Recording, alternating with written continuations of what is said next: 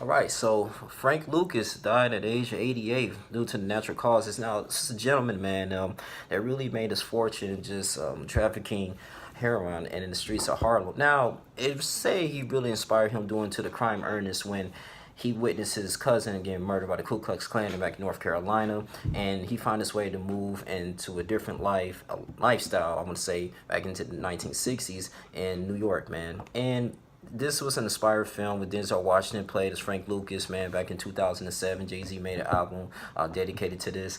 And this man was really just making at least $1 million a day, according to sources, cocaine. And he found an ability to connect with countries in the Southeast Asia region and had the Golden Triangle, which pretty much he made his own coffins for those that were perished in the Vietnam War, and he was smuggling heroin there. And if you go back into the movie, they had different scenes where he was connecting with people in Vietnam. He connected with Muhammad Ali, James Brown, a lot of influential individuals, man. In 1975, he was convicted of this crime. He was sentenced to 70 years in prison, but in 1982, he was released. And then I'm going to say, I think in 1984, he was uh, charged for another set full of crimes, drug charges, a new set. And he was later released in 1991. His wife died before him, and his son died.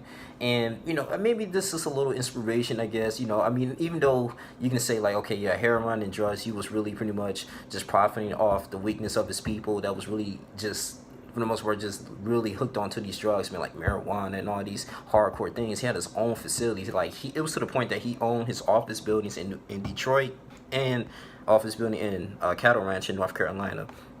Dude made a lot of money, man, and use that fuel, to be business savvy. You got individuals who actually sell drugs and do all these things, man. I mean, really just making power moves like on Wall Street. And I don't even know, I do not condone that, but I can see why people made a movie and want to make a autobiography, or I want to say a biography about Frank Lucas, because of the way of his hustle, and he turned something out of nothing. I mean, in that particular time, yeah, you can go to college. They had affirmative action. And of course, in the 1960s, it was a big movement. The feminist movement was going on, and the black community was still in shambles due to the President Lyndon Johnson in that era was giving all these different programs that's really kind of separated the black community in a way. But for the most part, man, I mean, he used his intelligence to create some type of business empire, but it was just in a wrong way. He used his talents to, just deflect on his own people in a discouraging way. But, it was just real interesting, man. And just not even to talk bad about the dead, but, just reading the interesting thing about Frank Lucas, that he was really consistent and persistent with this, man. They said he pretty much had an estate of 30 billion. That's really equate like all the money that he was really worth. But to all sources, we don't know how much, but at least they said $50 million. That's what he was worth, and they still trying to do a huge calculation on his money, man. But I was just like, man, this man accumulated wealth, and I really enjoyed the movie too, because I mean, he shot a man in broad daylight, and Denzel Washington continuously went back into the store and read the newspaper like nothing happened, man. I mean, this dude, he was really wanted, man, and just really worked with the mafia in that particular time, because the Italian mob was really huge back then.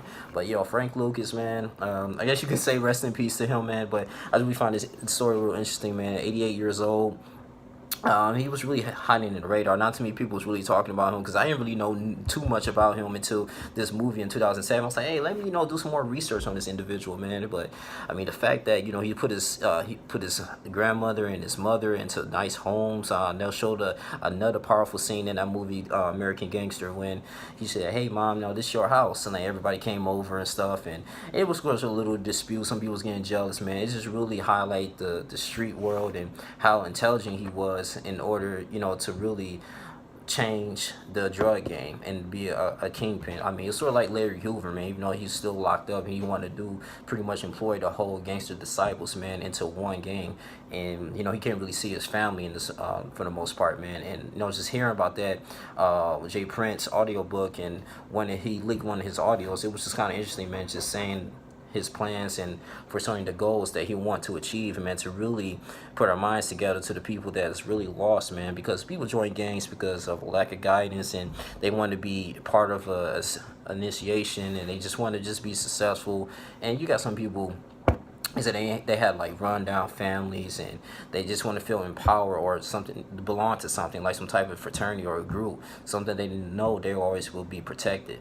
And they just do a robbery, the crimes, and just doing bad things in the neighborhood instead of investing and using that money to succeed. And Frank Lucas, he made so much money to the point that he was employing others. I mean, he had his own estate. I mean, he pretty much owned the block. He really literally ran Harlem in the 1960s. So, but I'm gonna have the link in the description box, man. You guys can really check that out. But yeah, Frank Lucas, wow, it's probably one of the intelligent, most successful kingpin in America, as you want to say, man. As far as African American though, but this is a culture thing, man. The rap game, drug game.